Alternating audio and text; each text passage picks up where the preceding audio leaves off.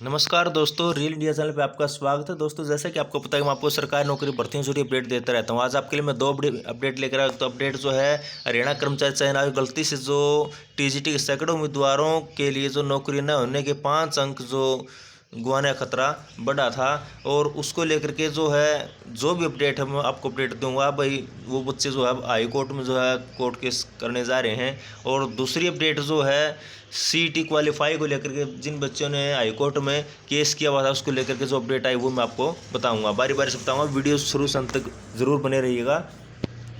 और चैनल पर अगर नए आए तो चैनल को सब्सक्राइब जरूर कर लीजिएगा। तो हरियाणा कर्मचारी चयन आयोग की गलती से टीजीटी के सैकड़ों उम्मीदवारों के लिए सरकारी नौकरी न होने के 5 अंक गंवाने का खतरा बढ़ा। तो आयोग को कई बार प्रतिवेदन दिए, मगर आयोग ने उन पर गौर नहीं किया। अब हाई कोर्ट में दायर करेंगे केस, मांगेंगे इंसाफ। तो कई बार जो बच्चे लेटर लिख चुके थे, आप लेटर देख सकते हैं सोशियो इकोनॉमिक्स मार्क्स को लेकर के, लेकिन इस पर जो है एचएसएससी ने कोई गौर नहीं किया। और अब जो बच्चे जो हाई कोर्ट में जो है जाने की तैयारी कर रहे हैं। तो हरियाणा कर्मचारी चयन आयोग की गलती से टीजीटी के सैकड़ों उम्मीदवारों के लिए परिवार में सरकारी नौकरी न होने के 5 अंक गंवाने का खतरा बढ़ गया है। और आयोग की गलती के लिए इन उम्मीदवारों ने प्रतिवेदन भी दिए, मगर आयोग ने उन पर गौर नहीं किया।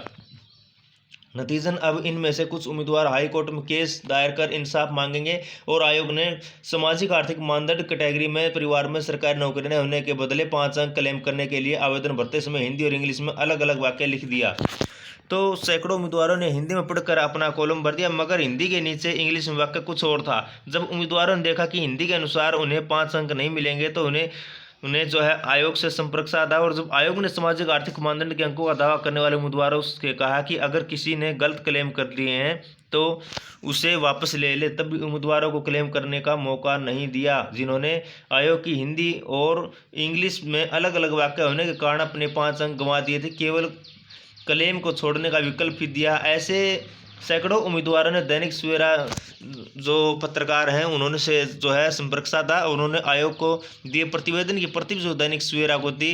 तो उम्मीदवार परेशान है, क्योंकि आयोग ने पीजीटी पदों की लिखित परीक्षाएं ले ली है, और अब तो कभी भी दस्तावेज जांच के लिए बुलाया जा सकता है। तो उनकी मांग है कि एक मौका टीजीटी के सभी उम्मीदवारों को दिया जाए, ताकि जो क्लेम करना चाहते हुए क्लेम कर सकें, और जो क्लेम छोड़ना चाहते हैं वो क्लेम छोड़ सकें। हालांकि क्लेम का विकल्प जो है, छोड़ने का विकल्प पहले ही दिया जा चुका है, मगर दोबारा भी यह अवसर दिया जा सकता है। तो आयोग ने आवेदन भरते समय यह की थी गलती। क्या गलती की थी भाई? हरियाणा कर्मचारी चयन आयोग ने जब आवेदन भरवाए थे, तब सामाजिक आर्थिक मानदंड कैटेगरी में परिवार में सरकारी नौकरी न होने के 5 अंक क्लेम करने के बारे में कॉलम में हिंदी में यह गलती की थी। न तो स्वयं और न ही आवेदक के परिवार में कोई व्यक्ति हरियाणा सरकार या किसी अन्य राज्य सरकार या भारत सरकार या किसी विभाग, बोर्ड, निगम, कंपनी, वैधानिक निकाय, आयोग, प्राधिकरण में नियमित कर्मचारी है, था या रहा है।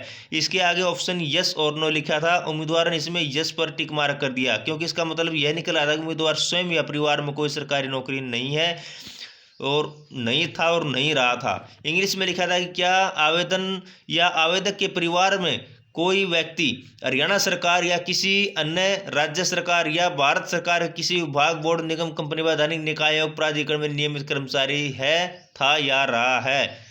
तो इसके आगे ऑप्शन यस नो लिखे थे। तो इसका मतलब स्पष्ट निकल आया था कि अगर परिवार सदस्य सरकारी नौकरी में नहीं था, नहीं है, तो नो पर टिक मार्क करना है।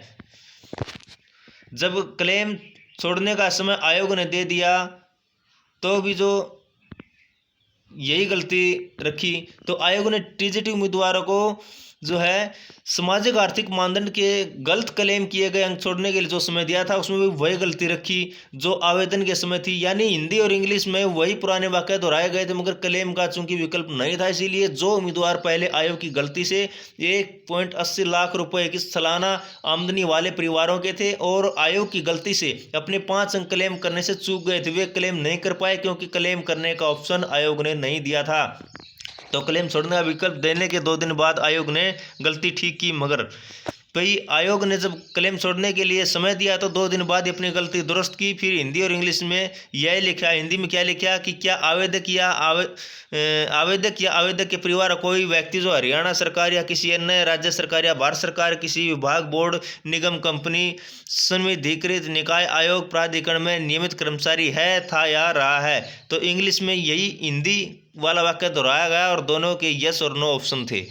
तो दोस्तों ये जो है बहुत ही जो है गंभीर मामला है कि लगातार जो एचएसएससी युवाओं के फीलिंग के साथ भी खेल रहा है और युवाओं का जो है भविष्य बर्बाद करने पर तुला हुआ है। एक बारी में रूल नहीं बनाता, बार बार रूल भी चेंज करता है। और दूसरी बात ये है कि वो अच्छी तरह से जो है ये काम नहीं करे एचएसएससी। अब इसी में देख लेते हैं जो ये गलती एचएसएससी ने कर रखी है इसमें कॉलम में, तो वो गलती खामियाजा लगातार जो अभ्यर्थियों को भुगतना पड़ रहा है और उससे जो काफ़ी अभ्यर्थी परेशान है जिनको जो है नौकरी के 5 अंक गंवाने का खतरा बढ़ गया है।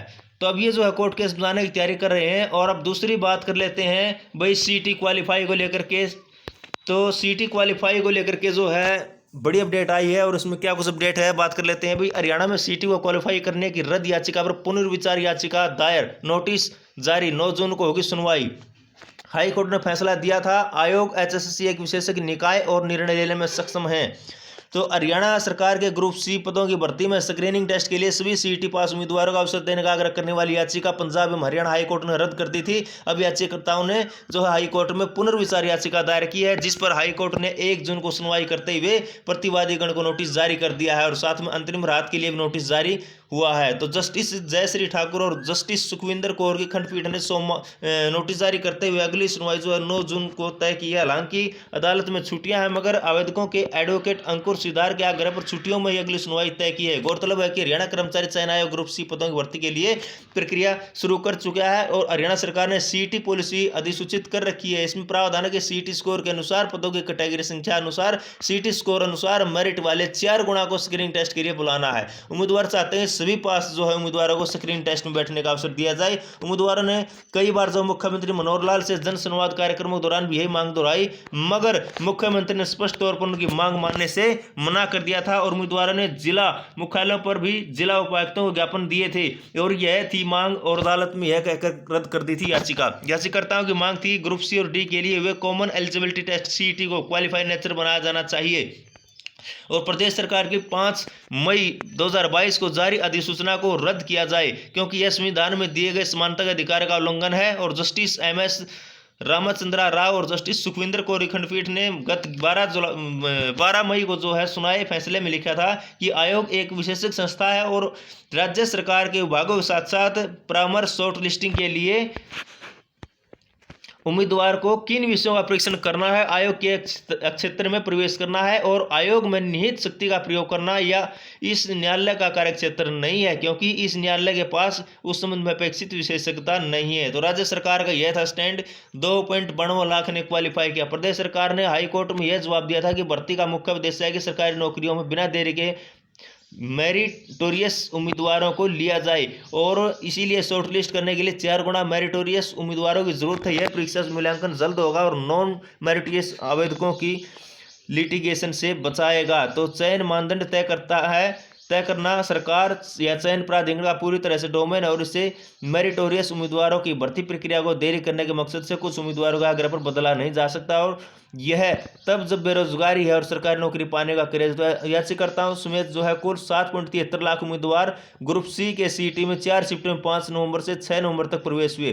तो सीईटी पॉलिसी हरियाणा सरकार ने 5 मई 2022 को अधिसूचित की थी और सीईटी एग्जाम के लिए वन टाइम रजिस्ट्रेशन पोर्टल पर 12 जनवरी 2021 को 11,22,000 उम्मीदवारों ने आवेदन किया था और सीईटी के जरिए ग्रुप सी और ग्रुप डी की भर्ती के लिए 5 मई 2022 को अधिसूचित पॉलिसी के प्रावधान संघ लोक सेवा आयोग समेत अन्य संवैधानिक चयन संस्थाओं की सबसे बढ़िया प्रैक्टिस के अनुरूप है जिन्होंने सुप्रीम कोर्ट में भी सही ठहराया है और न्यूनतम अंक प्राप्त करने वाले सभी उम्मीदवारों पर स्किल टेस्ट या लिखित परीक्षा जैसा कि याचिकाकर्ताओं ने आग्रह किया है विचार करना मेरिटोरियस उम्मीदवारों को